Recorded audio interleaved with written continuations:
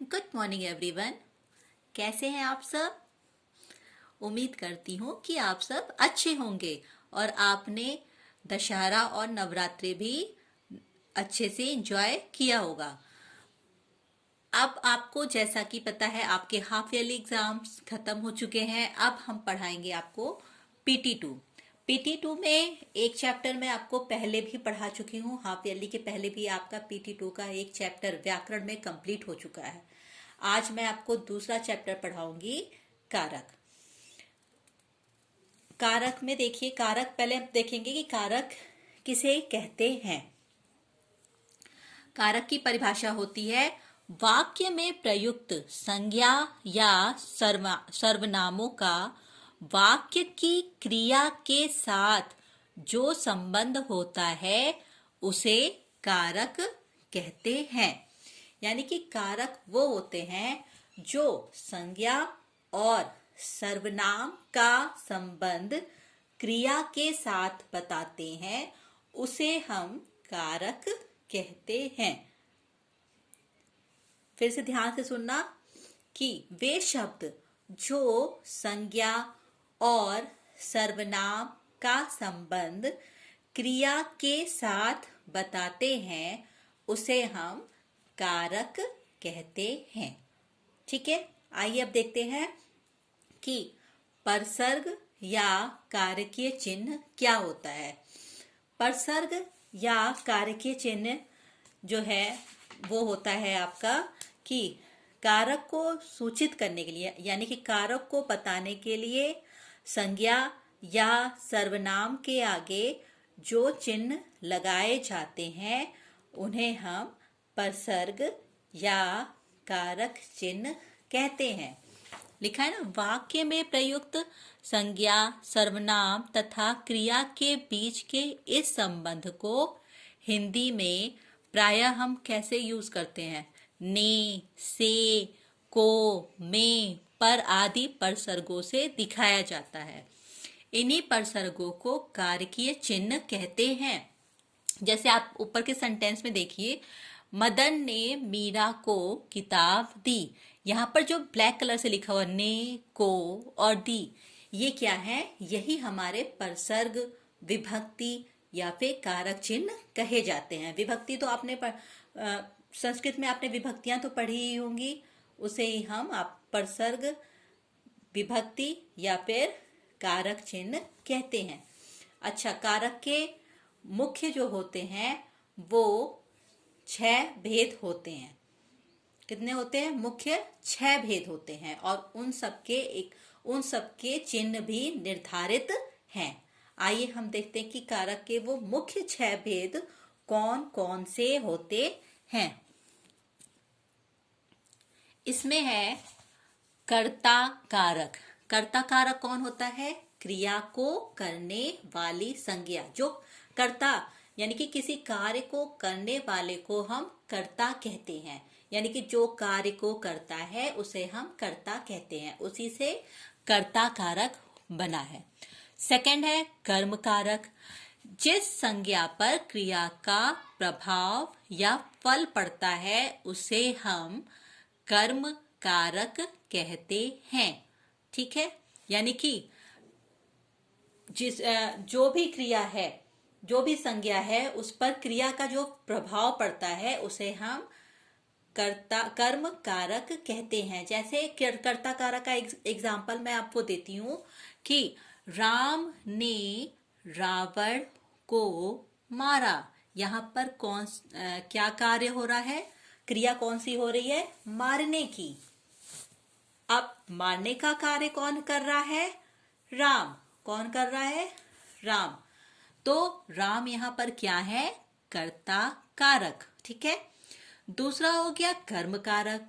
इसी सेंटेंस में आपको कर्म कारक का भी एग्जाम्पल मिल जाएगा। जैसे कि राम ने रावण को मारा। मारने की क्रिया हो रही है, आप जान रहे हो। राम ने किसे मारा? रावण को। राम ने किसे मारने की क्रिया कर रहे हैं? वो राम को। तो यहाँ पर मारने का जो प्रभाव है वो पड़ रहा है रावण पर।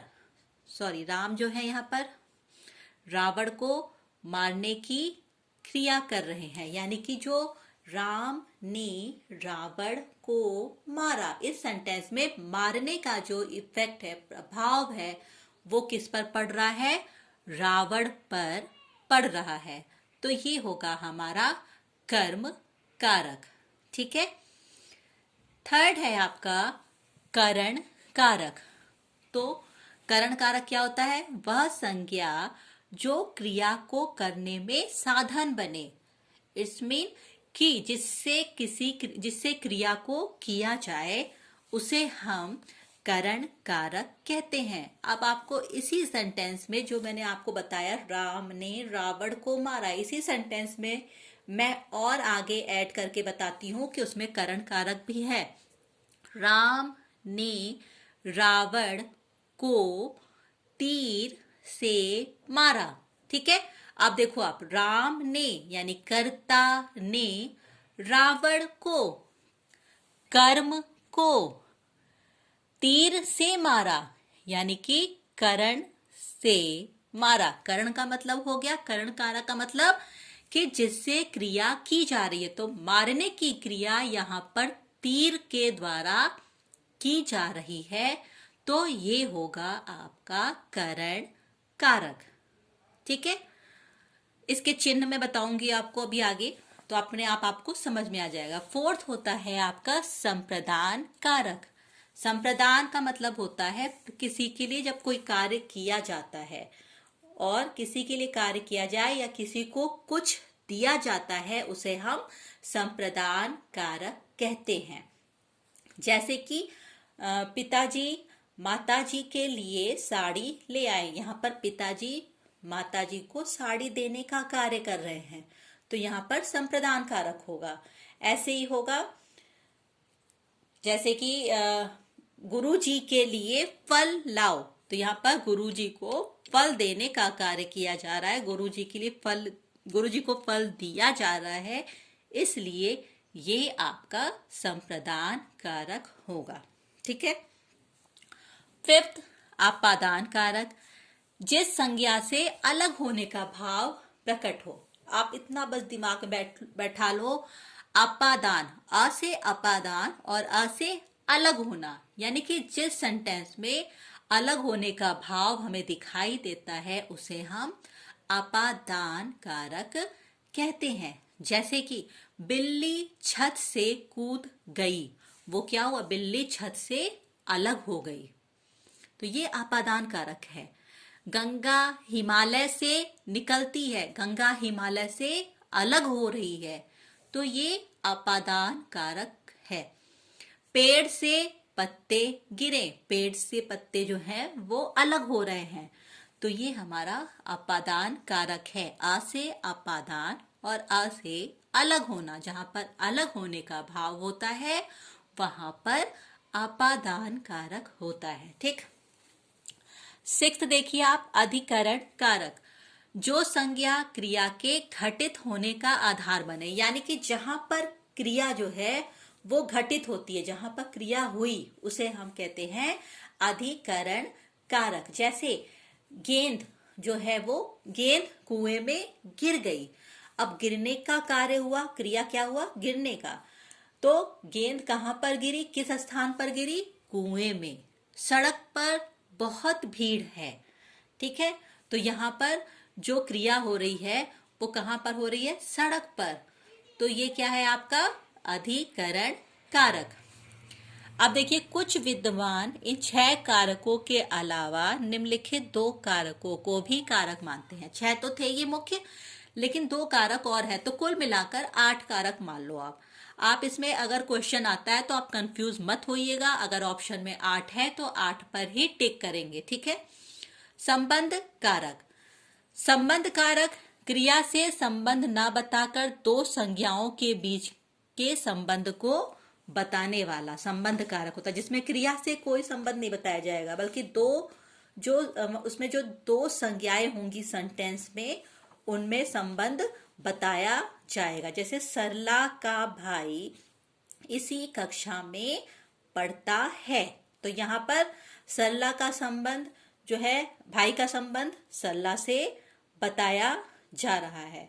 तो यहाँ पर जो है वो संबंध कारक है। संबोधन, संबोधन कारक वह संज्ञा जिसे वक्ता द्वारा संबोधित किया जाए। वक्ता मतलब जो बात को अपने कहता है। जैसे जो यहाँ पर हम कहेंगे कि इसका चिन्ह होता है हे, अरे, ओ, सुनो, किधर जा रहे हो। तो यहाँ पर सुनो, किधर जा रहे हो, तो सुनो क्या है आपका संबोधन कारक। ठीक है, तो ये है आपके कारक के भेद। अब इसका चिन्ह जो है कारक का वो भी मैं आपको बताती हूं, वो ध्यान से रखिए। अगर आपने चिन्ह याद कर लिया तो सेंटेंस में कारक पहचानने में कोई भी दिक्कत नहीं आएगी। कर्ता का चिन्ह देखिए, कर्ता कारक, कारकीय चिन्ह मतलब उसका कारक चिन्ह क्या होगा, शून्य। शून्य का अर्थ हो गया कि हो सकता है किसी सेंटेंस में कर्ता कारक का चिन्ह ना दिखाई दे हमें, लेकिन अगर हमें पता है कर्ता कारक किसे कहते हैं तो हम पहचान सकते हैं कि वो कर्ता कारक है। ठीक है, शून्य, ने, से, के द्वारा, ये हो गया आपका कर्ता कारक का चिन्ह। कर्ता कारक का चिन्ह केवल ने ही नहीं है, ने के अलावा शून्य, से, के द्वारा भी कर्ता कारक की सूचना देते हैं। ठीक है, तो इसका याद रखो, कर्ता ने, इतना ध्यान रखो, कर्ता ने। तो ये हो गया आपका कर्ता कारक का चिन्ह। इसके बाद है कर्म कारक। कर्म कारक में भी हो सकता है उसमें कारक चिन्ह ना हो, लेकिन इसके अलावा कर्म कारक का चिन्ह होता है को। कर्ता ने कर्म को। करण कारक का चिन्ह होता है से। कर्ता ने कर्म को करण से। ठीक है, आगे देखिए फिर संप्रदान कारक, इसका कारक चिन्ह होता है के लिए या फिर को। कर्ता ने कर्म को करण से संप्रदान के लिए या फिर को। जिसने हमने मरीजों के लिए कंबल भिजवाए, मैंने बताया था संप्रदान में जहां देने का भाव होता है। अपादान का चिन्ह होता है से। अपादान से। अधिकरण कारक, इसका कारकीय चिन्ह होता है में, पर, ऊपर, के भीतर, के पहले, को। अधिकरण कारक में जैसा कि मैंने आपको बताया है कि ये क्रिया के होने के स्थान के बारे में बताते हैं, तो उसमें ये सारे चिन्ह आते हैं। अधिकरण का या तो ध्यान रखो में और पर, ये चिन्ह अधिकरण कारक के होते हैं। आइए देखते हैं अब संबंध कारक के चिन्ह होते हैं का, के, की, रा, रे, री। जैसे ये बच्चों की किताबें हैं, उसने कपड़े की दुकान खोली है। तो जहां पर का, के, की, रा, रे, री आएगा वो है आपका संबंध कारक। इसके बाद है संबोधन कारक और इसका कारकीय चिन्ह होता है हे, अरे, ओ आदि। ये सारे आपके संबोधन कारक के चिन्ह होते हैं। नेक्स्ट क्लास में हम कोशिश करेंगे कि इस कारक को एक बार मैं फिर से अच्छे से रिवाइज कराऊं आपको, क्योंकि मुझे पता है कि कारक समझने में आपको बहुत दिक्कत आएगी, इसलिए मैं डिटेल में फिर आपको नेक्स्ट क्लास में रिवाइज कराऊंगी। तब तक के लिए इतना ही सही है, आप इस वीडियो को सुनिए और इसमें सिर्फ आपको कारक की परिभाषा लिखनी है, उसके भेदों के नाम और उसके चिन्ह लिखने हैं और कुछ आपको नहीं करना है।